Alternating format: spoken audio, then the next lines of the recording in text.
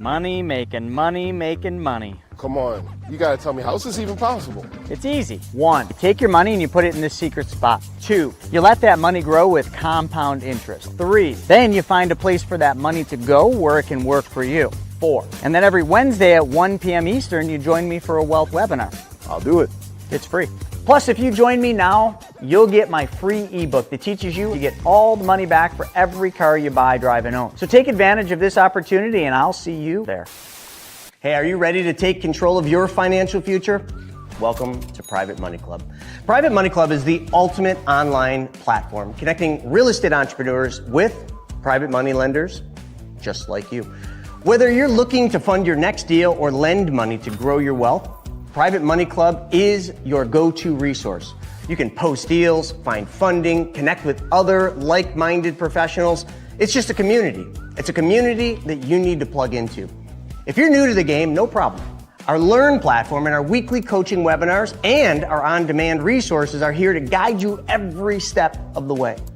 Join a thriving network of real estate experts who are already making an impact, and they're waiting to partner with you. So Private Money Club gives you the tools, the training, the connections, and everything you need to achieve your financial goals. So why don't you start now by going to privatemoneyclub.com. We'll see you inside. Hey, you need to become your own bank. And it's as simple as changing one thing, and that is where your money goes first. I mean, think about it.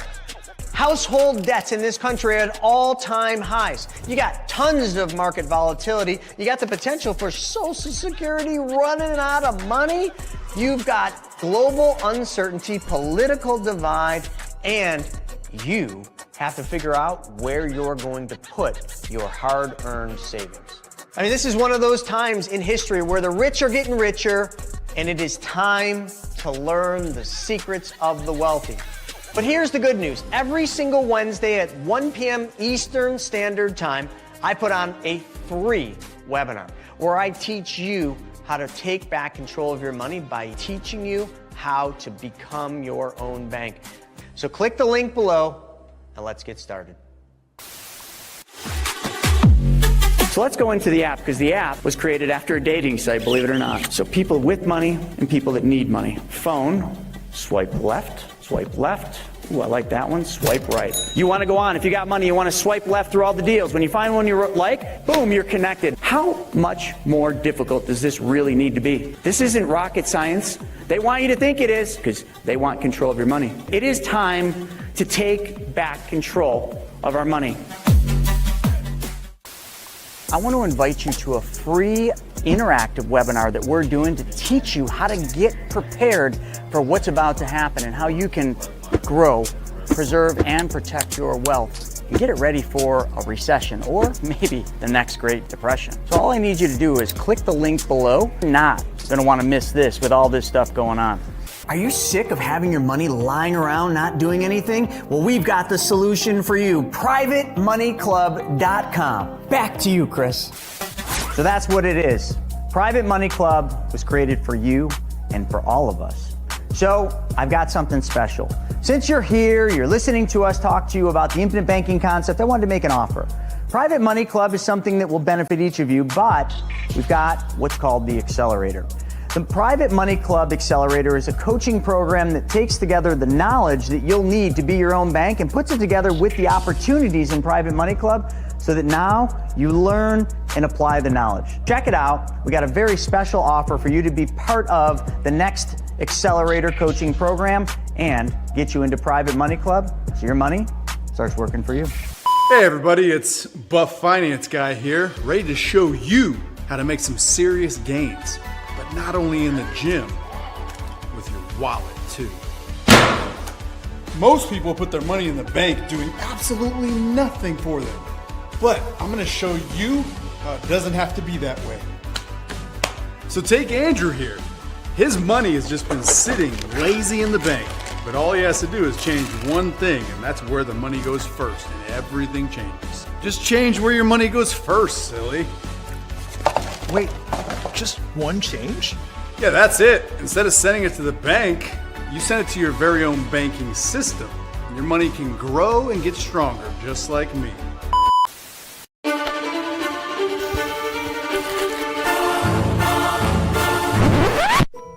It's time for Money School TV.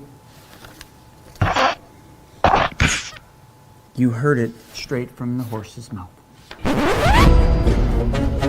He's been on the fence to come to PMC Money Take. I'm telling you right now, you're missing out on a treat. This is the ultimate watering hole for lenders and borrowers. If you've got decent deals, you'll find the funding for it. The networking here has been fantastic. Absolutely phenomenal. Tremendously beneficial. Oh my gosh, so many people to network with. First day, I probably met 5 or 6 people. They show me ideas, I show them ideas. We're actually on stage about 20 minutes ago, and since then, I've already had about 20 people reach out. There are several people that I probably will be doing business with. I have like 15 private lenders ready to fund my deals. The people here are amazing and so welcoming. You walk in, everyone greets you right away. No one is a stranger. It's just an amazing and comfortable place to be. There's so much stuff that I've been able to learn that I didn't know. I've had aha moments over and over again. They talked about normal rates of return, not 6%, we're talking about 10%, but in a way that's ethically sound and stable. It's full disclosure, but helps walk you through everything. They even talk about it on stage of like, we've already made the mistakes, so here we are, and we're teaching you to not make the same mistakes. You get to learn from us, you get to just follow our direction and just see what you can do. I've gotten great things out of the virtual events, but there's no comparison to actually coming here, experiencing the energy, and getting to meet all of the people. Everyone is here looking to grow in some capacity. Being in this environment, it allows you to feed on that and foster that. During the event, they had a lender-borrower meet and greet, which is pretty cool. It's different when you can spend some time, have a meal together, hang out, joke around. The people are just a blast. It's so much fun. The community of the Money Tank PMC, the whole crew with Chris, Steven, Jonah, everybody, and Joe, they've all helped me out. It's been changing my life. You're gonna learn something, you're gonna meet someone, and it's definitely gonna make a big difference in your business. Not by a little bit, but by a lot. I mean, you could stay stuck thinking you can do it on your own. There's a lot of people that I talk to, their issue, and then they come here, and I talk to them a year later, and they've grown so much just by coming to this event. Started at $15,000 in credit card debt. As of today, I have $550,000 out in private lending. That's what this teaches you. I tell people all the time, you have to get in the room to be around the like-minded people. Go. It's worth it. Just come. Do it for yourself. Do it for your business. Take action. You got to do it. Come to the event. You don't want to miss it. Well, the biggest thing I hope that people get is something that they can actually apply in their lives. You know, that's the biggest thing for any of these events that we want. We want people to leave here not just riled up, not just excited, but actually going out and doing something that'll put them in a better financial situation, help their family. And for the speakers, my goal is that they go out and they impact the audience and bring something the audience never had exposure to that allows them to then fill in that piece that they're looking for. I'm going to be talking about more lease options. I'm going to be talking about equity shares. I'm going to be talking about a bunch of fun stuff today. Because again, I'm not here to teach about how to do those deals. I'm here to teach about how to invest in those deals. Filled with individuals that are like-minded, that are at the top of their craft, they're at the top of their game. And for anybody that's an attendee, it's just a mind-blowing experience. It's almost going to be hard to speak anywhere else but here because it was such a great experience. I felt like, I don't know. It was amazing. Nothing less than amazing, literally. At the PMC Money Tank event, which is an epic event that we're putting together that does one thing and one thing only, makes everybody money. It brings people with money together with people that need money. It's like a peanut butter and jelly sandwich. You just smash them together and everybody wins.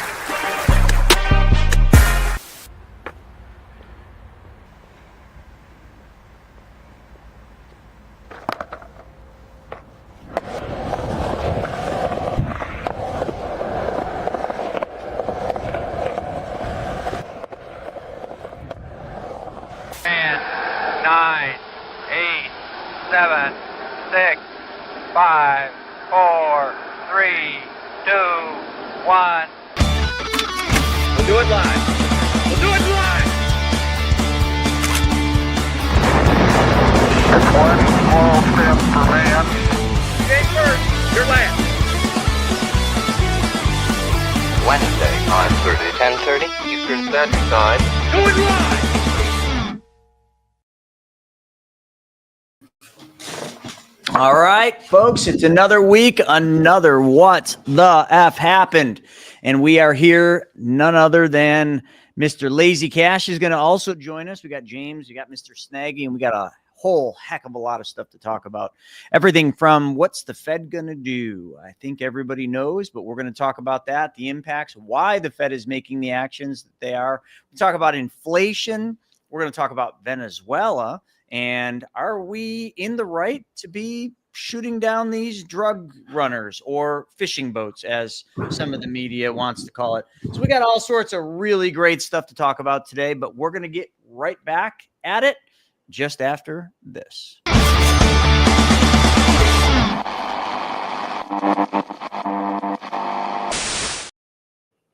Oh, the economy.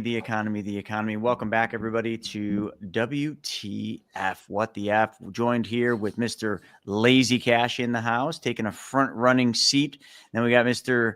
James, and then St. James, as we like to call him around these parts, and then Mr. Snaggy. What's happening, gentlemen? What's going on, everybody? Super excited to be in this episode of WTF.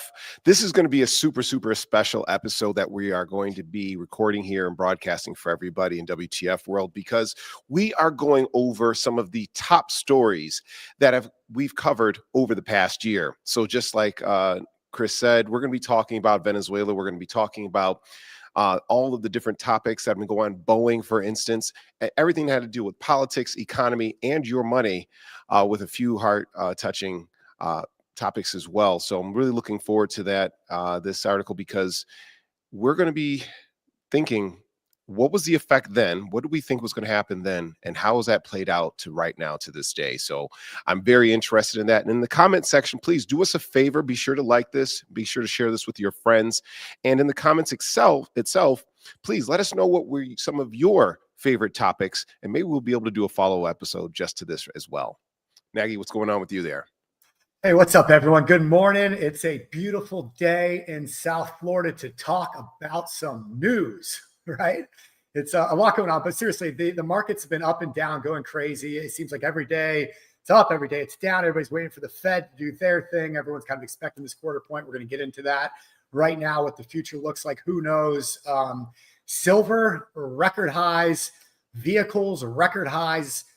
It seems like everything's record highs right now. Housing, I mean, so what's going on? Is the stock market and these markets matching what's going on in the economy? Most people say no. We talked last week about record Black Friday and Cyber Monday sales, but it seems like a lot of that was put on credit. So does that actually show signs of a healthy economy, or what's going on? It seems like a lot of those, I don't know, this might be anecdotal, but did you guys notice this? It seems like a lot of the Black Friday sales were all extended this year. It seems like I keep getting these emails. Oh, we're doing one more day of Black Friday. One more day. Today's the last day of Black Friday. But it seems like the retailers are almost trying to just squeak out a last little bit of money from everybody. But I don't know. We'll get into some data. We'll get into some numbers. We'll get into some stories today. Looking forward to talking about it all. But Chris, you want to open up here with what the Fed is going to talk about today? What do you think? Yeah, we could talk about the Fed, and a lot going on. I guess a lot of people really kind of hanging on to every word the Fed is saying right now, because they're definitely showing the signals and giving you the insight about what's to happen. So we're going to probably see a 25 basis point cut. Could be a little steeper. We got unemployment numbers creeping on up, and we got jobs reports missing at a big level. So I think those are going to weigh heavily into the Fed's decision. The Fed has been hanging on to this inflation thing. So I think it's worthy of talking about the inflation thing. They're like, their Fed target was 2%. That's where they wanted to hit.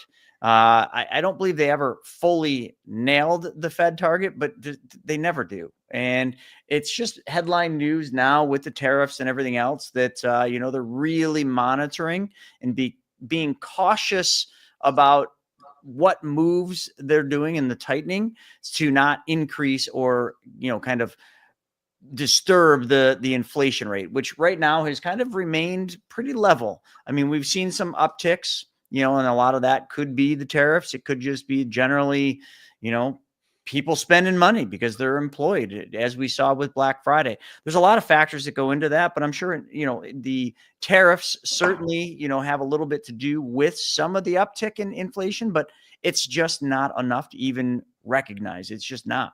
So the Fed is going to continue their tightening, which is very much needed, in my opinion. I'll just give you my 2 cents. I mean, if any of you are real estate investors, you know that industry is getting crushed right now. High rates, we've been in this higher rate environment for a long time. We've had a lot of these loans that were written back in the low rate environment all maturing. And now they need to refi these or reset their mortgage rates, which are more than doubling in some cases. So it's been a really difficult thing for real estate, but it's not just real estate. Anybody needing money, if any of you have gone to the bank to try to borrow money, especially business loans or anything like that, that might have been easy for 3 to 5 years ago, today it's almost just like the banks are frozen. They're just locked up. Money is really difficult to come by right now, and it's slowing everything down. It's slowing refinances. It's slowing future growth. All the big developers are really kind of pumping the brakes, saying, hey, hold on. What are these signs telling us? And the Fed tightening and the Fed dropping rates is one of those telltale signs. So what do you guys have to say about that? Yeah, I mean, to me, it seems like I feel like Trump and the administration right now is really downplaying how Americans feel and pretending like everything's good, everything's all right. The Fed talks a lot about the inflation number, like you just mentioned, Chris. The problem is we had such crazy inflation the last couple of years, double-digit inflation and the prices of everything. With nothing to do with inflation. I do want to make note of that. There was nothing to do with tariffs when inflation was going rampant. Just calling out the 800-pound gorilla in the room. Right. I mean, but, the everyday person that's just out there grocery shopping and buying gifts for family and Christmas coming up, everything costs, going to the grocery store, everything costs so much more now. And I think a lot of people thought and I know this isn't realistic, but I feel like the way people think is, okay, prices went up. When are we going to see prices come down? And even though inflation's come way down, it's not to the target level. It's at about an average level. It's been in, decades now, around 3%. But, even though inflation has come down, the prices of goods, I mean, there's still inflation. So the price of goods have not come down. And I don't think everyday regular people kind of make that connection right there. Prices aren't going to come down unless we somehow see a huge influx of supply or a significant, decrease in decrease in demand. And so I don't think that's going to happen. And so I think just like kind of pretending like everything's okay and we're at our target levels, I don't think that's connecting with everyday people. And so I think that's one thing that the administration needs to keep in mind. And regardless of what the Fed does, I mean, it might boom the markets for a minute, it might not. I mean, it might lower markets, but in everyday life, like this quarter point decrease and then maybe staying level, in the coming year, I don't think it's going to make a difference on anything really. And so where we go from there, I don't know, but I want to share one thing real fast, James, before I turn it over to you. And this is just an interesting chart I saw, and this was taking from 2020 through June of 2022. So this doesn't even include like the hyperinflation we saw in 23, 24. But if you just look at this, like you kind of look at the different comparisons. So you see a lot of like electronics, TVs, computers, cell phones, even toys, this is a lot of opening up of China and manufacturing and importing of goods. So toys and clothing, things of that nature have all gone down in price. But when you look at that compared to a lot of these services we see, things like hospital services, I mean, the medical, industry and insurance industries are a mess. And that's front page news in a lot of people. So you can see those prices going way up. College, that's a hot topic. All these degrees that are out there with the increasing cost of college and the government backing these college student loans and all the student loan trouble and people are thin. But look how expensive everything's gotten. Medical services, again, it's just outpaced average hourly wages. And if you look at a chart, even new cars, we'll talk about that in a minute, but the average price of a new vehicle just hit $50,000 for the first time ever, record highs. And so that these numbers are starting to really shoot up. And so I just thought that was interesting when you look at these comparisons of things, but it seems like we're in a lot of trouble right now and nobody wants to actually look at the root cause of what's going on. And I think that's a mistake across the board on both sides of the aisle when it comes politically. But James, I'll turn it over to you. Yeah, absolutely. You brought up some amazing points and amazing data points with that as well, Steve. Prices are up. We understand that once, several $1 trillion was printed out and a lot of people were getting that money in hand and they went to spend, there was going to be a supply and demand a type of reaction with the market. And currently, we have not seen those prices retract. We have not seen a lot of these companies say, hey, look, you know what, we made enough profit. Let's go back to the levels pre-pandemic, pre-COVID era. So that is a very important point to bring up. And that's why it's been one of our top stories of the year, has been just overall affordability. For people who aren't too familiar with this, the government would like to have inflation basically pegged between 2.25 and 2.75. Right now, as you said, we are at 3%. And that's still a bit of a stretch for people, but we have to understand that the prices have already gone up and they have not retracted. So we would need to have some level of negative growth or shrinkage. Now, they can lower prices, or they can lower the amounts of food or goods and services that you actually get. I went to to a donut store, for instance, recently. We have Tim Hortons here, and I noticed, wait a minute, my hash brown is a little bit smaller. So they have a premise called shrinkflation, and that's where you are able to charge a little bit less, but you're also getting a lot less in return. It's also shown in shopping, where $100 in groceries now doesn't get you what $100 in groceries get you from before. So that is why it's on our top list of stories for 2025 is the economy and inflation. Yeah, they're saying there could be, they were initially projecting that there could be 2 cuts. So I'm just curious. I think it's going to be 25 bips, but just curious if they go 50 basis points. The street's calling for 25, so that's probably what we're going to get. But will we see an emergency rate cut by year end? Probably not. So what they were saying in June about potential 2 cuts looks like it's not really so much going to play out to be that way. But anyway, anything else on the inflation, the Fed, or I got a whole bunch of news I pulled up on it. Yeah, I mean, we'll keep monitoring it throughout the day. I think they usually make the announcement around 2:00 or so we can hit on that. A follow-up this afternoon at 4:30. We do Ask Me Anything, 4:30 Eastern every Wednesday as well. So you can come on and ask questions about real estate, about the infinite banking concept, privatized banking, really any wealth building strategies. So join us there. We can give a quick little update on what the Fed did say at that time. Good stuff. All right, let's move on to the next one. James, you want to kick this one off? The new economic 4th of July. Donald Trump's Liberation Day, as they're calling it. The day that America, becomes wealthy again, or the trade reset, or whatever you want to call this particular Liberation Day, as they're calling it, but what's your take on this? Well, in April of 2025, Trump declared Liberation Day, and it basically put a 10% tariff on a number of different goods and services from all around the world. And it was meant to be as a point of leverage for the United States to have more favorable trade deals, as a lot of other countries do have an import tax, a tariff on U.S. goods. And it was basically Trump fulfilling his promise, saying, you know what, we're tired of being taken advantage of. We're going to increase U.S. manufacturing, and Liberation Day is going to be remembered as one of the greatest days in American history. Well, we did see a bit of a reaction in the markets, and now we're looking to see how has that played out since April of 2025. What happened is we have seen Trump kind of make deals with countries such as Switzerland, the Netherlands. He's gone back with President Xi of China. So we have seen a lot of tariffs take place. But what we also have seen is that Trump has now adjusted the deals so that they can be more accurate to the amount of trade that we do with some of these countries. Thankfully, a lot of corporations have absorbed a lot of the tariffs, but we are seeing that slowly transition to the consumers.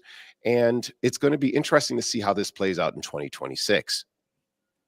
Yeah, we got a map over here just showing all the tariffs. I mean, it's been a year of ups and downs when it comes to tariffs, and looking at, what countries are we, placing tariffs on, which is pretty much across the board. Everybody's got tariffs.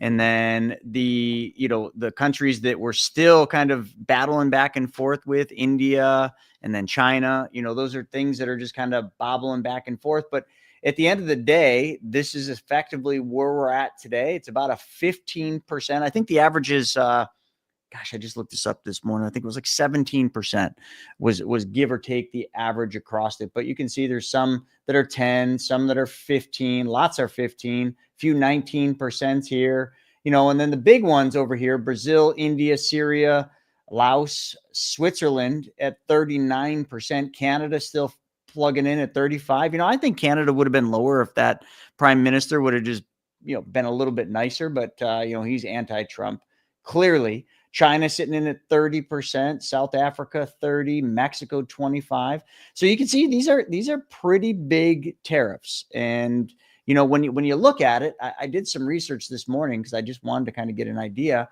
As of late 2025, the realized U.S. tariff revenue as of now was about $195 billion. And they're saying that it should come in around 250 to 257 billion collected this year from new and old tariffs. So the projections are actually saying, could go higher, but that's where we're at. If you guys want to chime in on that, but I mean, I can't see where that's such a bad thing. And I also was researching the history of tariffs because I went pretty deep on this one and just went deep down the rabbit hole of, showing all the other tariffs throughout time. And, the Swift-Hardy Act, I believe, if I said that right, was the one that pretty much kind of made it so tariffs were historically low. We were the lowest tariffs in the world for a long period of time. And we got taken advantage of. That's all there is to it. I mean, we were importing way more from some of these trade partners than we were ever exporting. So there was massive trade deficits, namely places like Vietnam, places like China, definitely China, and Europe. And he clamped down on that. So let you guys chime in on that one. I don't think that the tariffs are a bad situation. I really don't, but a lot of people do because the media makes it the villain. The villain is Donald Trump's tariffs. Well, again, it works though, Chris, because if you talk to everyday regular people, they're not thinking about things like tariffs and why they're happening and the good it's doing for America. They're going to the store and they're seeing the price of everything cost more. These companies are charging customers. The prices of goods are up. And so while it might be a good thing for America, and I agree with you 100%. I mean, I think it's a tool that needs to be used. I think it's something good to fix some of these imbalances, but maybe the way it's been done, and obviously with the media, fighting, tooth and nail every single day against it, it's not good for the Republican Party. I mean, we're coming up 2026 to the midterms, and it's just I don't have a good feeling for the Republican Party in the midterms. And if the Democrats take the House and possibly even the Senate, I mean, it's just going to be, it's over for the next few years. I mean, you're going to see impeachment after impeachment after impeachment, all this crap that we saw last time, and nothing's going to happen. And so I think right now is when they need to get things done. The Republican Party has control of all three houses. There still has not been a single executive order that's been actually codified into law, like not a single one. So what are we doing by controlling all three houses right now? It just seems like it's all talk. It seems like to me the tariffs are all talk, because all this stuff that's going on can be reversed like that with a change of party. So is it good? Maybe, but is it going to be long-term, and what's that going to look like? I don't think we're moving the right direction. I do want to give just an update on that. I misquoted myself. The Smoot-Hawley Tariff Act, which was enacted in 1930, that one added a 20% import duty on foreign agricultural. That was the one where they were doing to try to protect farmers, effectively keep farmers in the U.S. But up until 1913, this is an interesting historical thing about tariffs. Up until 1913, what else happened in 1913? Come on. You guys should know. Okay, what else happened in 1913? Audience, what happened in 1913? Actually, a lot of things happened in 1913. The IRS was created. Sure, you're all very thankful for that. And then what else? The Federal Reserve. 1913, yes. Pretty important date. That's right. Income taxes, Paul said. But yeah, the Federal Reserve, the tax code came into light. So, but up until then, tariffs accounted for 50 to 90% of the U.S. federal income. And there was no income taxes prior. So what else in 1913? I like how here Lynn brought something up here that Congress needs to pass all laws and these things Trump has done with executive order so they cannot be undone with the next Democrat. And I think as a segue from tariffs, we need to understand something. Why is China producing so much? It's because they've had one linear path, one straight vision. They make 5-year, 10-year visions straight out, and they basically stick to it with, very little backtracking with that. What we find with America is that we go back from a Republican to a Democrat to a Republican, and the pendulum basically swings from one side to the other, basically undoing all the progress or the planning that the previous administration had. And basically everything bad was done by this group, everything good has been done by this group. And as a result, it actually retards how much growth that we have as a nation. So it's important that we understand the economic agenda that's at hand. Do we want more American jobs? Yes. Do we want to increase manufacturing? Yes. And when we are able to achieve those particular things, then I think Americans will be happy. Tariffs obviously is just one particular facet. A lot of people in administration are not going to agree with every single premise that has been done by executive order, especially when some of those have been debated on whether or not they are actually constitutionally legal. That's obviously for the courts to decide, but we need to understand those particular things for the progress of America. But guys, we got a lot of topics. RWJ. So there was no progress with Biden. I'm sure you have a lot of sympathizers here as well that would agree with that. Not everybody, though. Yeah, I mean, I think, at the end of the day, you can't not factor in that China's communist. The government controls everything. Their labor costs are, sweatshop labor costs. I mean, it's getting better, but there's such a divide. Not that there's not a divide here. There's still a middle class here. In China, there's really no middle class, and that's some of the reasons. I mean, and that's it's neither here nor there. It just is what it is. And, there's just lots of other places. And when tariffs went into place and when the trade wars really kicked off, a lot of the big manufacturers, and we called this, a lot of the big manufacturers just shifted their trade. Right. They went to places like Vietnam where there was lower tariffs and just found different sourcing. And, listen, a lot of it, especially the data center stuff, which that'll be the next boom here in the US, will be technology. It'll be another tech boom, AI, data centers and all that. It's already happening. And, you definitely need to embrace that. I would say be cautiously optimistic about investing heavily in that, because I think you're going to have a pullback and then another big run up in that sector. But it's just when you really look at it. I mean, I'm staring here at the history of U.S. imports. I'll just share this, and this is a big topic. That's why we're spending so much time on it. But we'll move past this and we'll get into OpenAI being the most valuable private company in the world.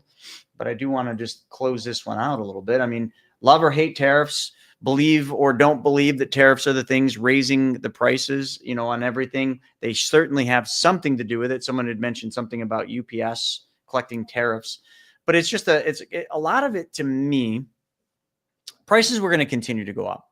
The printing of the money was far more hurtful to why goods and services in the price of them went up, because when you print that much money, you dilute the current existing money in your pocket, so it gets weaker. And we've seen this throughout history. It's easy to kind of do some homework on this, and you should have learned about it in high school, but that was more impactful than tariffs were on the rising prices. It just seems to be there's just this polarizing thing against, Trump right now and Republicans versus Democrats, and all that does is it just puts the spotlight on tariffs are the reason, tariffs are the cause. And it's just shenanigans as usual. It's just it's just the same old shit. But when you look at this, I know it's hard to see, but you can pretty much see, here's the average U.S. import tariffs. I mean, look at where they were from the 1700s all the way over here until right around 1930. And yes, this is the Great Depression, but look at how low they've been, right? You're just now starting to see them peak up. Here's the effect. I know it's small, but the effect of the trade wars and kind of the settling of some of these deals. And then U.S. tariff revenue as a percent of total government revenue. This one should wake you up a little bit. Like, this is what the U.S. used to be before 1913, okay? 1913, right there. A lot of the revenue came from tariffs. U.S. was dominating, or at least kind of making its mark. And then look at this. There it is.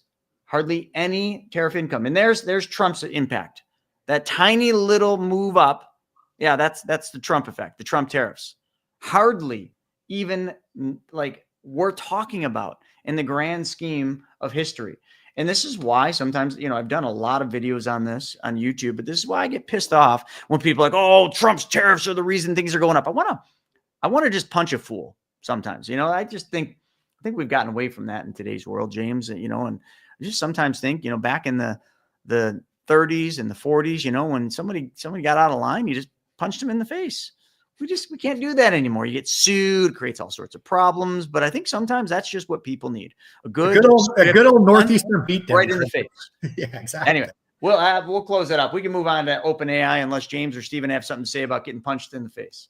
A good old Northeastern beatdown, we used to call it. Everybody's got a plan until somebody gets punched in the face. Somebody gets punched in the face. Yep. All right. Well, let's move on to another punch in the face. OpenAI is now the world's most valuable private company. That is until they go public, which is what they're working on right now. They're working on funding rounds and launching their IPO. And I don't know. I think they're just too big not to, and they need too much capital. But one of the problems, you can tout OpenAI all you want. All of you probably use ChatGPT and, OpenAI. But there's a lot of stuff going on with different companies like NVIDIA investing back in. And then it's that circle we showed, we did I think it was the funniest thing. Remember we did that outlet, like the extension, and we just plugged it into itself and see, there you go. That's all they're doing. But the whole point with OpenAI is, their valuations make no bloody sense. They've got a lot of debt. They owe a lot of people money, and that's typical in this tech space.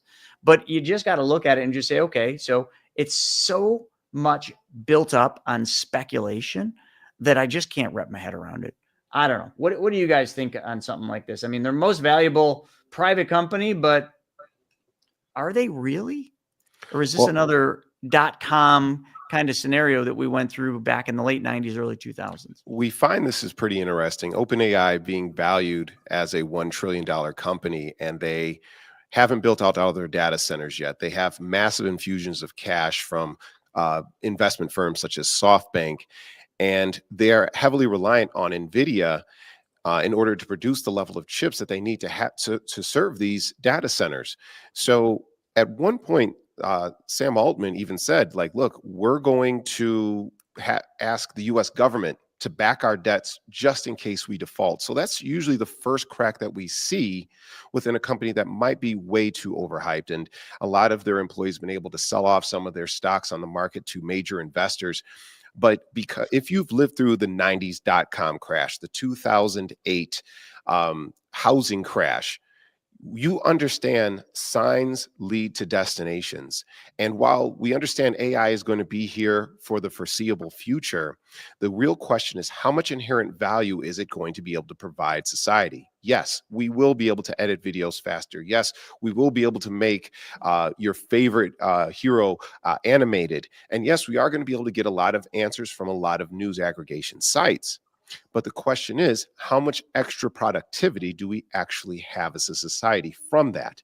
We basically write emails, feed them to AI so that they get sent out where they get summarized by somebody else's AI in order for the person to receive the message. And is it really saving us a lot of time and increasing productivity? And as it for being a $1 trillion company, well, there's only a handful of true valued $1 trillion companies, Apple being one of them, and of course, Google being the other. And what OpenAI wants to do is be Google, that ubiquitous, unanimous, one basically corporation for all level of corporate company that has a tremendous amount of utility in day-to-day life. But the funny thing is that Google's already there. Let's just talk about that for a second. Grok and Google, against OpenAI. OpenAI was kind of one of the originals, which, if you haven't used ChatGPT, it's folks, there's nothing hard about it. You just talk to it. The most important thing about AI and getting AI to give you what you want is how you prompt it, how you ask it questions. You have to tell it what to be, where to go. So there's a lot to it, but I think OpenAI it's a company I wouldn't invest in. Let me first say that. And it's not because I don't like it. I use ChatGPT. It's up here. It's been helping me with all sorts of really, really complicated thought processes or thought, if you're using AI, you can use it as almost like a thought assistant. It goes and does all the hard work that you would normally have to do. But the thing I look at, James, is I look at Google. Okay. And I look at how much data Google has and what Google controls with YouTube and all of its holdings. And then I look at Gemini, which is Google's AI, and it is free. I mean, you can go into Google We all know that. Type a search and Gemini will give you an answer and you can go deeper in it. Or OpenAI, yes, it is free. You can do free ChatGPT, but it pretty much sucks. And you're going to very quickly find that you need to pay for it. So in a future, I truly believe this, and this isn't my thought, but this is somebody that I respect and somebody that said this, is that all AI in the future will be free. So how does OpenAI thrive as a $1 trillion most valuable company in a world where its revenue source from what they charge in membership, and that's not the only revenue source, they're gathering data just like the others, but how do they thrive against Google? I can tell you how. They're led by my opinion, complete psychopath in Sam Altman, who, if you're going to try and create a company like this that's going to lead the way, you need a psycho running it. And remember how OpenAI started. I mean, it was founded as a nonprofit organization. I remember that, yes. With Elon Musk. And Elon Musk realized the direction they were going and said, I want nothing to do with this. You guys are not doing what we founded this company for. And he got out, and Sam Altman took the company, decided to, just completely say, oh, we're not a nonprofit anymore. We're a for-profit company, which I don't know how is even legal. Then he gets accused of murdering one of his employees that was trying to look out or whatever happened there. And so if you want somebody to lead a company and be number one in that space, probably an accused murder, at least conspiracy around it, and somebody that just has zero ethics or morals is probably, unfortunately, the way to go. So that's why, Chris, in my opinion. Yeah, and for that reason, I wouldn't invest in it. Thank you. Just like P. I Diddy's feel that its definitely not at brand the is top so of the list strong. either. Yeah, I feel that its brand is so strong right now, and it's It been is. ingrained in our society. I remember coming out of like 2022 and saying, "Hey, I've got this shiny new thing that's called ChatGPT. Let's use it." People, looked at me sideways, but now it is commonplace within our lexicon, within the ethos of society. And generally, when something is popular, people don't turn away from it unless there is something so severe, so affecting, again, to the common people, that's when they will turn it away. But right now, we see it every day. We are used to it. We're normalized to it. It's about as common as vanilla ice cream right now. And you could say, yeah, but vanilla ice cream has poison in it. People are still going to use it. That's my final thought on that. I love vanilla ice cream. Breyers, to be specific, and Haagen-Dazs. Anyway, let's, Stephen, anything you want to say on that stuff, or should we move on past OpenAI? No, let's keep on rolling right into this. This one I think is this is the biggest one. Stephen, why don't you lead this one? This is I think the one that sets the precedence for 2025. And we're going to wrap up with two big stories that happened in 2025, but I think this is one of the most important things happening in the economy right now in 2025. Yeah, I mean, we've seen it firsthand, and we could talk a little bit about that, Chris. But just to kind of give you the highlights here, housing affordability in the U.S. deteriorated so badly in 2025 that senior officials and analysts began talking about a national housing emergency, with Trump's Treasury Secretary openly floating an emergency declaration. Home prices far outpaced incomes. Mortgage rates stayed elevated, and both ownership and renting became unaffordable for a large share of households. By mid-2025, national data showed home prices up roughly 60% since 2019, with a median existing single-family home price around $412,000 to $443,000, about 5 times median household income, well above the traditional 3-to-1 affordability benchmark. Elevated mortgage rates, mid 6% range, and the locking effect kept existing owners with cheap loans from selling, freezing inventory, and pushing existing home sales to their lowest level in roughly 3 decades. So that's kind of where we're at right now. We can dig into the details of that a little bit if you guys want to get into it. I think it says what it has to say there. I think the most important thing when it comes to housing is just, like, how long can this continue on? Housing, I've been saying this, and listen, there's no substance outside of just logic behind, my thought process. But, I always argue, I don't argue, they argue with me on YouTube, realtors for the most part.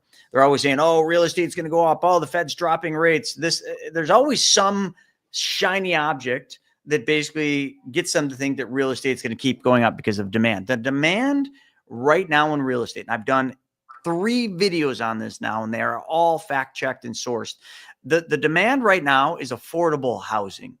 Please, any of you that can help me, show me where affordable housing is the main thing being built. You can't, because it's not profitable. And because there's no subsidies for affordable housing, it is just not profitable. If you build affordable housing, I don't care if it's single family houses. And I would say, like, there are some pop-ups like Rashad, who's doing affordable tiny house developments, which are absolutely affordable housing, but they're tiny houses, right? It doesn't fit a family of 5. You're not going to move them into your tiny house. But there's just no affordable housing. So when I hear people say there's so much demand for housing, you're absolutely correct. But there's so much demand for housing at a price that doesn't almost even exist in today's real estate landscape. It doesn't. And all this information says that. I mean, the average median home price is $412,000 to $443,000. That's 5 times the median household income. Like the person who wants the house can't afford the house. I mean, they can get a hold of someone like what Steven's showing here with Rashad on Private Money Club, learn about what he's doing. But again, that's going to fit a smaller demographic. And the only things that can happen here. All right. So mortgage rates are coming down because the Fed's dropping rates. That'll be good. That'll open up the ability for more people to buy a house. A quarter point's not going to do much. It's not going to do hardly anything, but it's going to, if the Fed keeps dropping, which you can see that the precedence is we're tightening, we're lowering rates. It's going to continue. And as unemployment numbers climb, that's definitely going to escalate. But you got to kind of look at it, and you got to just say that the only thing that has to happen is pricing has to come down. You're seeing it in the Sun Belt states. I mean, there are literally lenders that will not lend anyone money on houses in Florida because the prices are coming down so fast. Certain parts of Florida, let me be specific about that.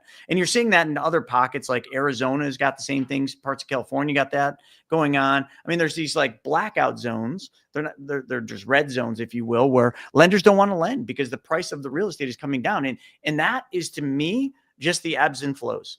The supply and demand, has to adjust. And right now, some people would say there's way more demand than there is supply.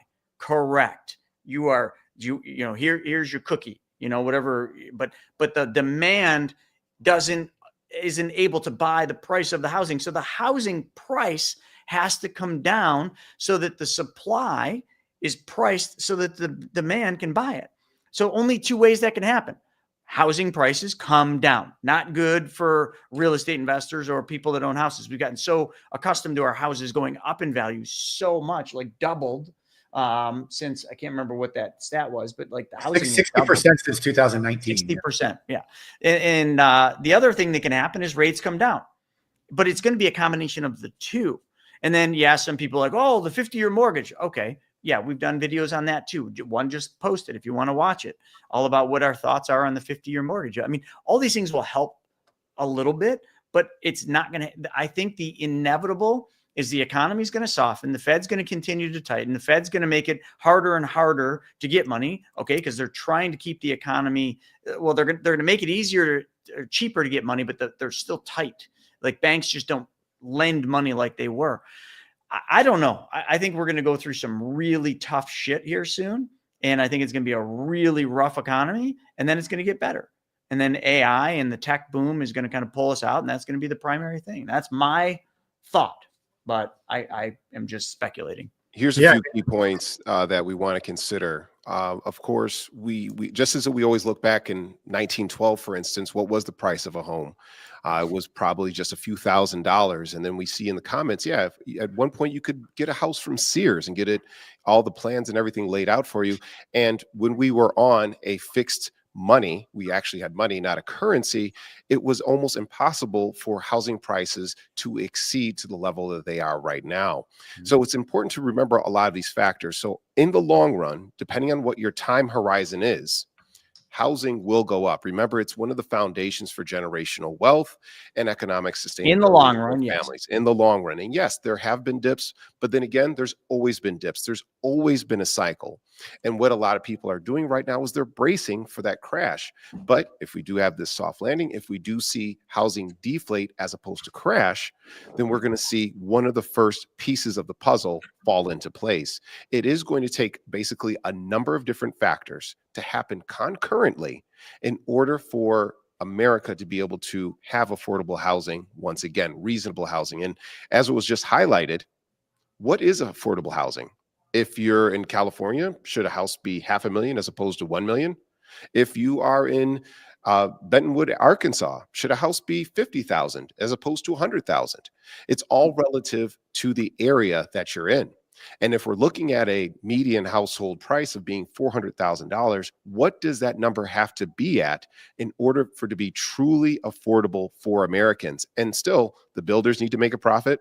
The people who are working on the homes need to be paid correctly. And if people want higher wages and the cost of goods and services, the hardwood, the concrete, the permits, which obviously is a huge, huge cost to Americans, unless those things are also commensurate with all that, how is housing going to come down? So that those are important factors to remember. It's basically, I think I saw a stat that in let's say about the mid 80s, I think the average 50% of first-time home buyers were under the age of 27. Now that number is at 15%. So that kind of shows you the progression of first-time homeowners in America and how much we need something to happen as quickly as possible. One thing that I definitely give credit to this new administration for is saying, hey, look, we need to look at more portable mortgages. We have people with these low rates. We can, if they can transfer the balance of their mortgage into a new house, that will open up a lot of inventory. And now with the silver tsunami, are they going to be buying a lot of these luxury homes? Are they going to be downsizing? Are they going to be going to manufactured homes and condos and things of the sort where they don't have to maintain as much? We need to be able to be looking at step C so that steps A and B can work towards that common goal. I want to say one thing on what Morgan said. Sorry, Stephen, just this will take a second. Morgan said the price of labor is not going to come down because of the economy. Why would we expect the housing price to come down? So he's correct in saying that the labor is not going to come down, but here's what will happen. Unemployment numbers will go up. People will be laid off. People will be out of work. And those people that are out of work, when unemployment starts to run out, they will work for less. So do labor prices go down when an economy goes down? Not necessarily. People are just willing to work for less because of necessity. So you will see a softening in the price of labor, not because labor prices are going down, not because people are being paid less per hour, so to say, but because people are desperate and willing to work for less. We've seen this in every other recessionary period of time.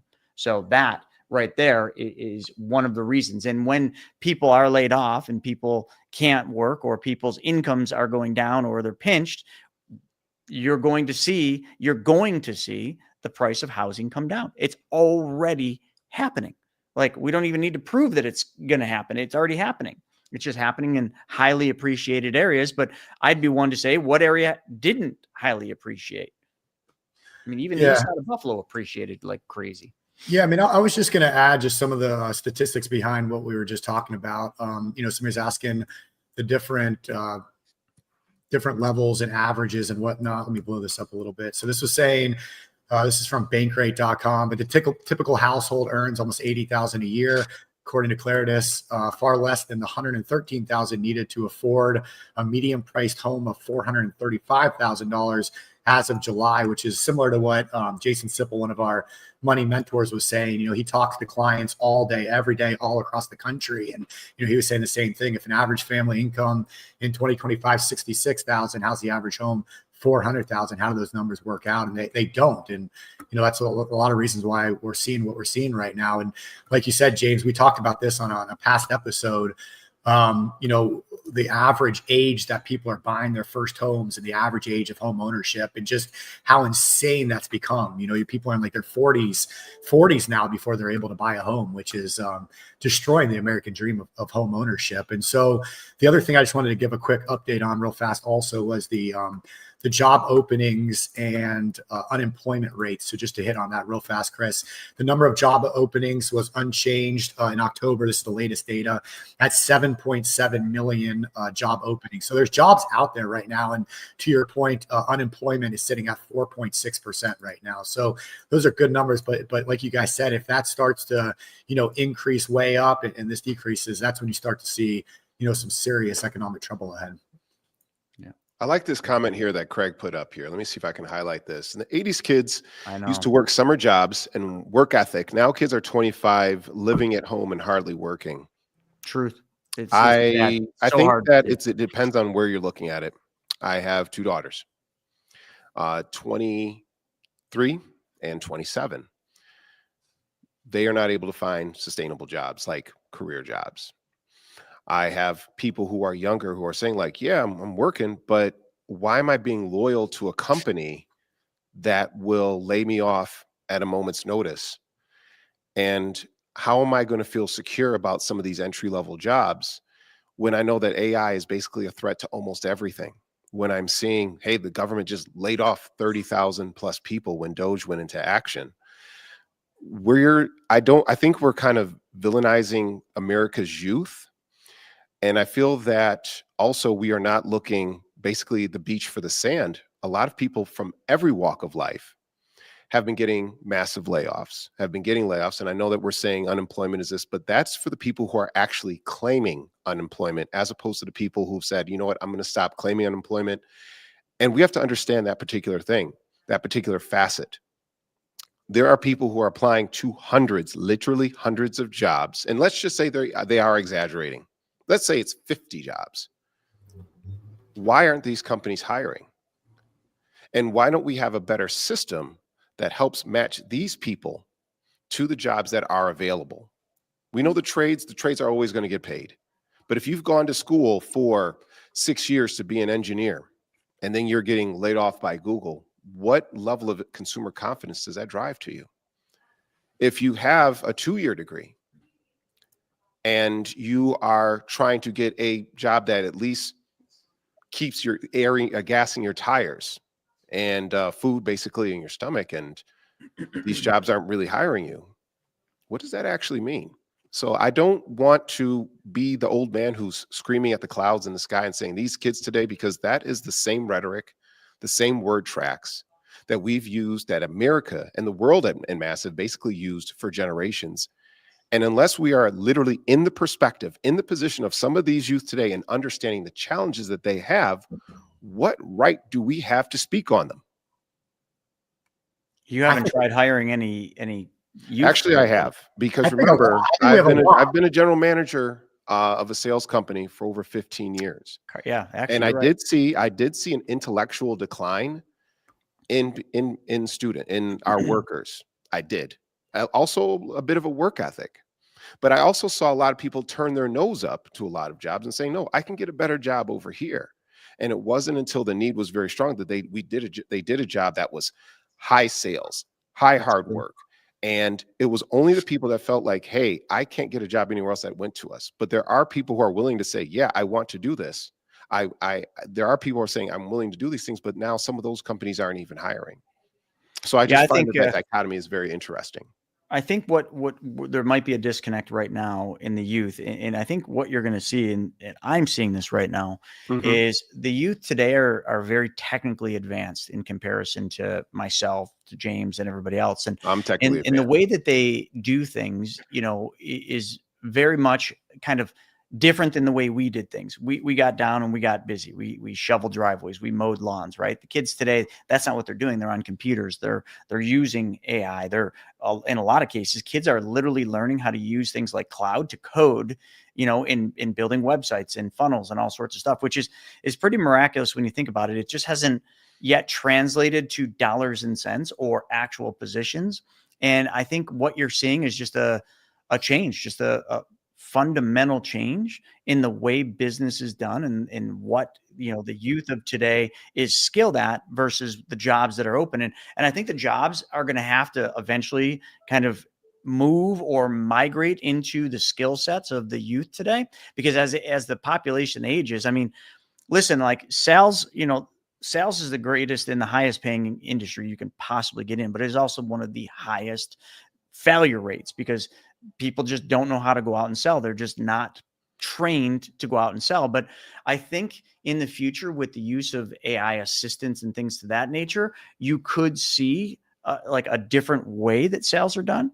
I think we're just in a period of time of change, massive change in the way that we do things as a whole.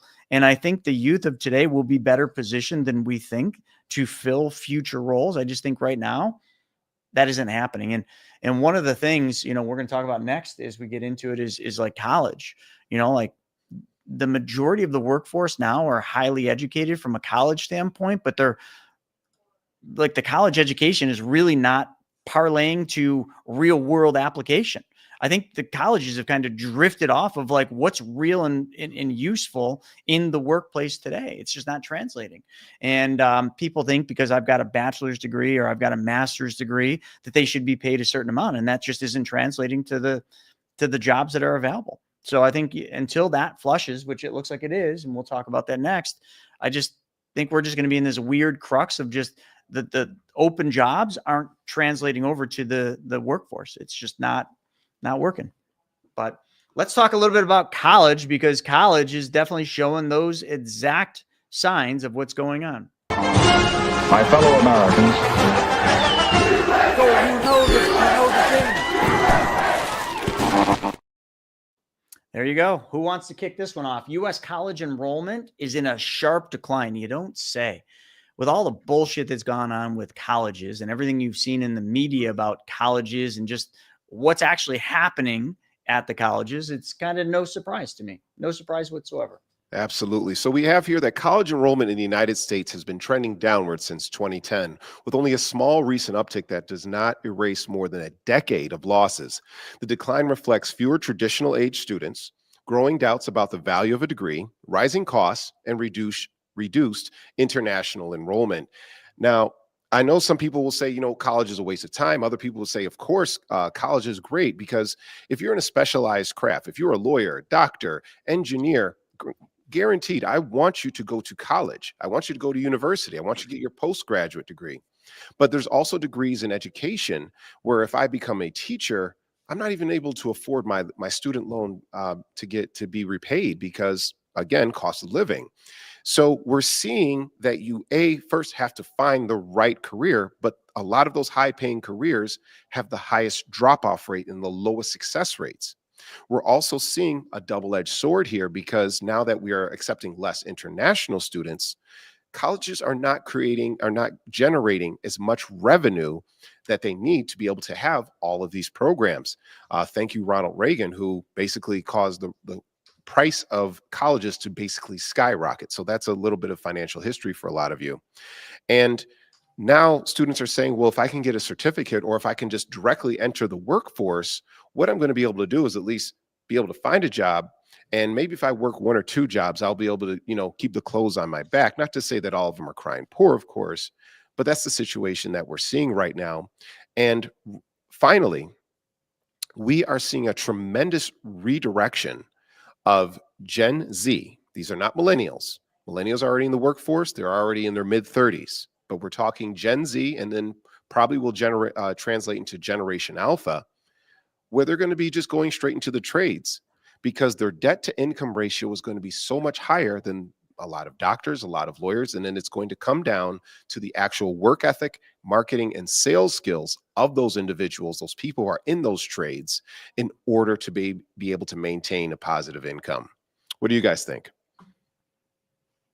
Yeah, I mean, a lot of it has to do with the type of degrees, out there also. Like if you look at this report from 21, 22, you look at associate's degrees. I mean, it's leading the way. This is from 2011, 12, right through 2021, 22. But you could see that this liberal arts and scientists, general studies, and humanities leads the way, which is, in other words, a way of saying it's a useless degree. Yeah. So you have a lot of these college graduates out there that can't find jobs because they were talked into going to college for any reason whatsoever, which was true 20, 30 years ago, but times have definitely changed. And so you see a lot of this in and just the rising cost of college has created all the student loan debt. And obviously student loans are the one debt that can never be bankrupted or go away, and people pay for a lifetime. And so, all of that put together has just created a lot of negativity, and rightfully so, around the college experience. I think,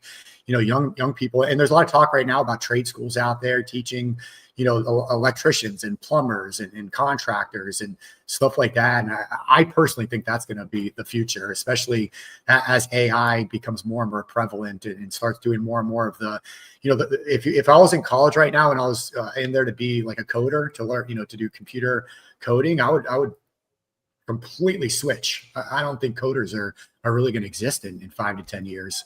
So what does that look like? So there's a lot changing right now too. Yeah, you brought up a great point there, Stephen. Coding definitely has hit a huge transition right now with basically artificial intelligence. But actually, a coder friend talked to me. He said, well, yeah, think of the coder as the entry-level person. And what they do basically cascades across everything else. But I need to come in now and be the editor of that, because what happens on one end of the back end basically can affect something else on the back end and then eventually to the front end. Just basically computer speak, saying that if somebody makes a mistake somewhere, even if it's the AI, which we know does make mistakes, it's going to become a problem somewhere else down the road. But real fast, James. So but AI is going to get better than humans at doing that very, very soon. I have a good friend. I just had this conversation Friday night.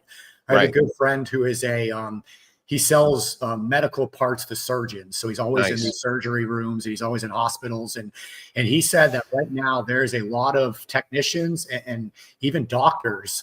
He said, if I was in college to be a medical doctor right now, I would completely rethink that too. He said that there's robots and AI that are doing these surgeries that have far superior success rates than human beings doing the same surgeries. And it's becoming more and more and more. And they're bringing these multi-$100 million machines in to do these jobs of doctors. And they're doing it so unbelievably well. And right now there are humans that are overseeing it. But he said even that's starting to go away. The machines are becoming so good. So it's taking over all industries. I'm so glad you brought that up. Absolutely. That definitely should not be overlooked whatsoever. And that goes even to some baseline things such as transportation. We're seeing semis, even old semis, being retrofitted, the old Peterbilts, Optimus Prime, being developed so that they are self-driving autonomous vehicles. So I can't go to truck driving school. Pretty soon I'm not going to be able to be a doctor, and forget about some of these other things that are out there, being a writer. So it's kind of like a conundrum that these colleges and these institutions are finding themselves in. And not to be a doom and gloom person, we understand that there's going to be a massive flux of people going into the trades, and we are still going to need to have some level of human element no matter what to drive the direction of these massive companies. But the youth of today really need to be able to choose something that they care, that they're willing to go and have a lot of grit about, being willing to eat the dirt, so to speak, so that they can survive in the times that are ahead. It's interesting. I can tell you one thing. I can't imagine AI taking a plumber or electrician's job. So the trades continue to be the place to go. It's not for everybody, but it's definitely, if you want to make money and you don't want to go to school for 4-6 years or whatever it is, that's the way. But the trade schools are just so overloaded right now with applications, but yet there's still so much need for trade. So I can't knock it. It's where I think we're going to have to go, and back to production. We got to get production of this country back up. We got to start making things here on our soil again. And until we do that, we're definitely going to kind of be in this little weird place. And I think there's a caveat to that, though, really quickly, Chris. Most manufacturing jobs have been lost to robots. That was before. I get it. So this is a caveat. But I just got a text message from somebody that's watching the show right now. They said AI will never take my side job. They said side job stealing catalytic converters. So never gonna have to worry about that. Julius just mentioned the airline industry. I just wanted to bring to our next topic, and then we're going to move on because we're running short on time here. But the Boeing crisis, since June of 2025, there's been just a lot of press, a lot of media on Boeing and their 737 MAX. They had that door plug blowout. I thought this was kind of strange. When I pulled up the article, they're only being fined, I think a couple $1 million, like $3.1 million for safety violations. I thought it was somewhere in the billions. That's what I thought, but I guess now FAA seeks to fine Boeing $3.1 million. Oh God. Yeah, I think they lost too, billions of dollars. I think they lost billions of dollars in revenue from that, but their fine's only $3.1 million. Don't forget to put the screws in the planes, please. Exactly. Please. So in the beginning of 2025, a lot of you may remember that Boeing, somebody was flying Boeing, they weren't going. Airbus out of France was basically beating Boeing heads and tails way over in the market. And the administration had to step in and basically give Boeing a little bit of cash. Hey, guys, you got to fix yourselves up. And what were some of the problems that were going on with Boeing? And it was basically cost saving. They were outsourcing their development to a company over here, to various vendors and third-party sources, and their quality control diminished massively. And as a result, we saw some of the crashes of their 737s and 777 MAX jets. And when you're dealing with human lives, people are going to take that seriously. Now, Boeing being a legacy company, a military company, government contractor, there's no way that America wants to see that fail. But at the same time, if you are so relentless in the pursuit of profit that your safety standards become a cause for mortalities in America, people are going to take notice. Mm-hmm. And it serves as a warning that the relentless pursuit of capital, of profit, should not overlook the bigger cause, which is safety and quality. Yeah, listen, no one can probably disagree with that. All right, well, let's move this thing into the next, and we're going to go quick into Venezuela and some other things that we got to talk about.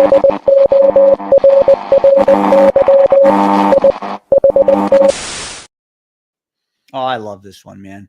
Those poor fishermen, getting shot at from helicopters, and it's just sad, so sad. Hey, at least they're out there saving some of the fishermen that got stranded, right? Right? Anyone want to talk about the fishermen? I mean, drug runners. I mean, whatever you want to call them. They're getting blown up. I don't. And shouldn't they? I mean, I guess you got to kind of ask the question, but it is a job that involves some high risk, right? And now the high risk is your life. So if you're running drugs, which is killing kids, okay, and lots of people, shouldn't that be I don't know. Listen, it's maybe a moral question and, maybe an ethical one, but I don't know. Sometimes you just got to set the message. You can't just run drugs, that are killing people. And here's the consequence. We're going to shoot you. Remember when we had, there were weapons of mass destruction in the Middle East. And then we sent in a committee of people and said, there's weapons of mass destruction over there, though? Was there? No, there weren't. All right, but anyway, what we're saying the same you're thing saying these now. Are fishermen. You're saying you're literally believing that these are fishermen? The premise is this: we have a branch of the military. Now, answer the question. This branch of the military these boats is called the Coast Guard. Boats, drug boats. And the Coast Guard has been able to capture massive amounts of boats before they hit American shores. Even then, only 35% of the boats that they have captured have had some form of high-level drug paraphernalia on them. So how can we say with a degree of certainty that we are basically doing preeminent strikes on Venezuelans in order to, quote unquote, stop this massive insurgence of drugs that's proliferating our country, when it hasn't been a concern over the past few years? And ironically, Maduro, who was once he was recognized by Trump as being the active leader of Venezuela, is now wait a minute, this guy, actually, we don't like him. We know that we went over to the Middle East because we wanted oil. Venezuela nationalized their oil, and that has happened since Hugo Boss. Big boss, Hugo Cesar Chavez. And now we have another president that's in there who is again nationalizing the oil, keeping the oil nationalized. Remember, they have the largest reserves of oil in the world, even more than Saudi Arabia. And Exxon, a lot of these companies don't really want to, they want to get in, but they don't really like the person that's in power. Has America ever done this before where we've basically said, those guys over there are villains, go kill them? Yes, Obama did. Lots A and lots. lot. And lots Hey, everybody. lots Everybody. Like, I like how you really went to Obama first. Seems like you're holding a little bit of a grudge. I think every president. Every president has. Okay. Read Memoirs of an Economic Hitman. But look at history. What is your rant getting to? What is the point? We're My talking rant about is should that you're the Coast Guard have the authority my to rant stop is this. My drug rant loads? is this. Somebody's peeing on your head and telling you that it's rain. You're being told that these are drug boats and this is the reason why we got to blow them up and we need to commit war crimes and Blowing them all up. people. They're not just going out there just shooting at the boats. If the boat doesn't stop, then they shoot. They're not just going out there and just launching missiles at boats for no reason. Missile Come on, man. From a drone with no warning. Hegseth is about to be brought up on war crimes for this. Of course he is. Okay. Paper Soldier is going to be brought on charges. The admiral is already, the admiral about this has already basically said that was not a very good situation to be in. If they are in the water, it is a war crime. Hack, Admiral, but keep going. Okay. So if you're here's my take on it. If you're running drugs and you're trying to bring drugs into this country, yeah, you're risking your life. That's it. So that's why Trump pardoned Orlando Hernandez, who was don't even know anything about that. Dealer who brought in 300 tons of cocaine into America. Why didn't we blow him up? Don't know. Yeah, so we can't have this double standard here.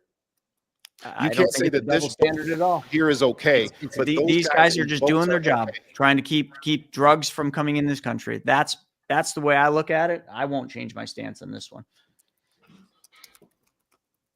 You guys can argue with me. It's not just Venezuela either. You guys can argue with me, but please let's not argue with the facts. We've been on this road before. What are the facts? These facts people are bringing that drugs less over than in 35% of boats that have been stopped by the U.S. Coast Guard have had drug paraphernalia on them. Wait, listen to your statement. That's fucking stupid. Say that again, James. Less than 35%. Yeah, so they stop a whole bunch of boats and less than 35% have drugs. That's correct. Is that what you're saying? That's they're correct. Stopping boats. The ones that they're shooting at are the ones that don't stop. They don't know.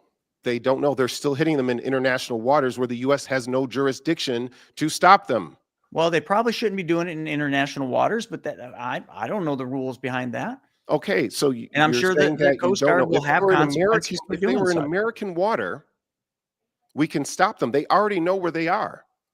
They're in little outboard speedboats. How much fuel do you think those things carry? Do you think it's enough fuel to take a speedboat from Venezuela all the way to the Florida Keys? I don't know, man. Maybe they got some electric shit going on with No, they solar powered don't. things. In the immortal words of Biden, come on, man.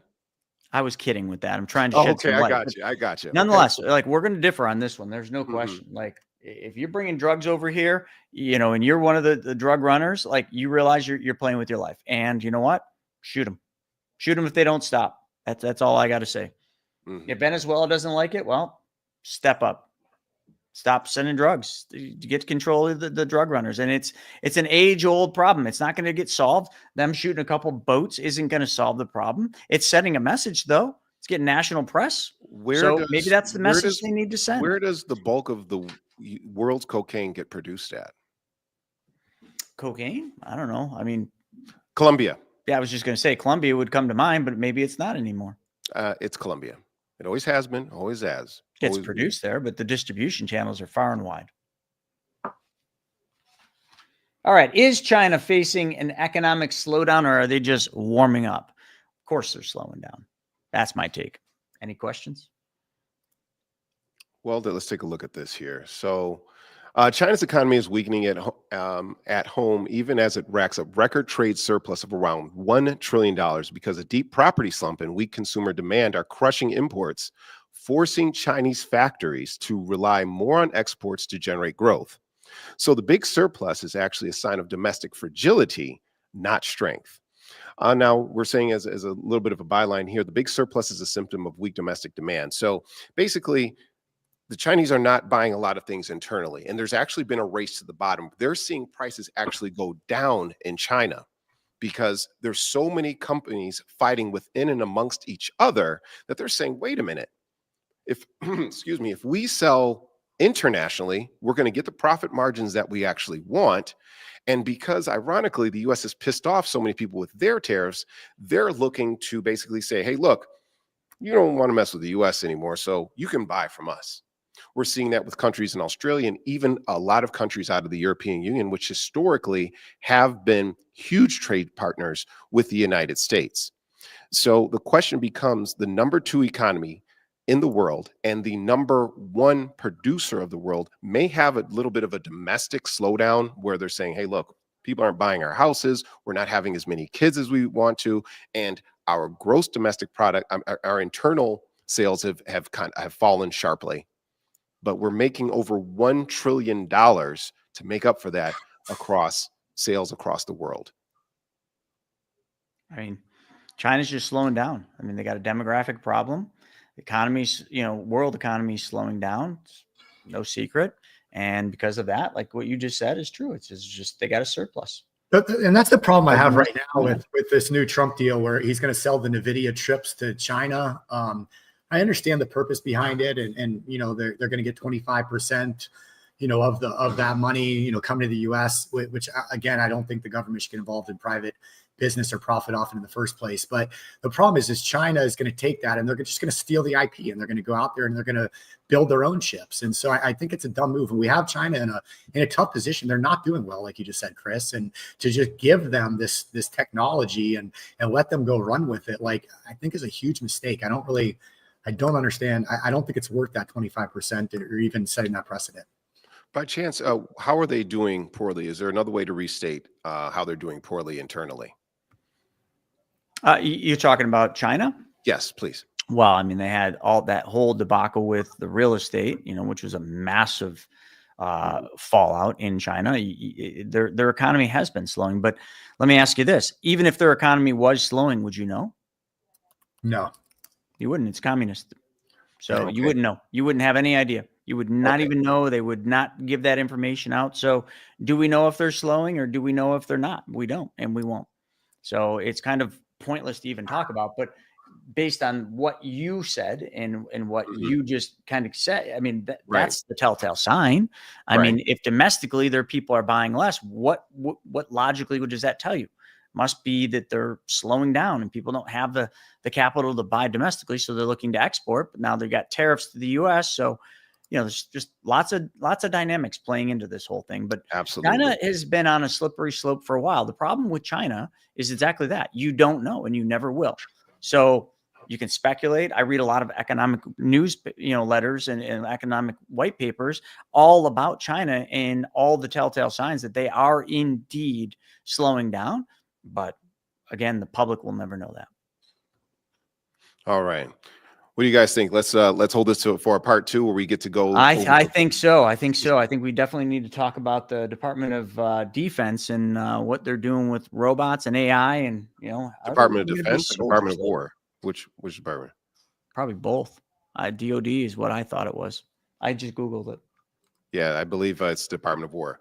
Well, guys, it's been an absolute pleasure here. I don't know. I mean, listen, they got a department for everything. So interesting topics, but we'll cover those on the next What the F Happened. Thanks for joining us today, folks. We'll see you this afternoon at 1 p.m. for Wealth Webinar. Go to chrisnaugle.com if you want to register for that. With that being said, we'll see you on the next one.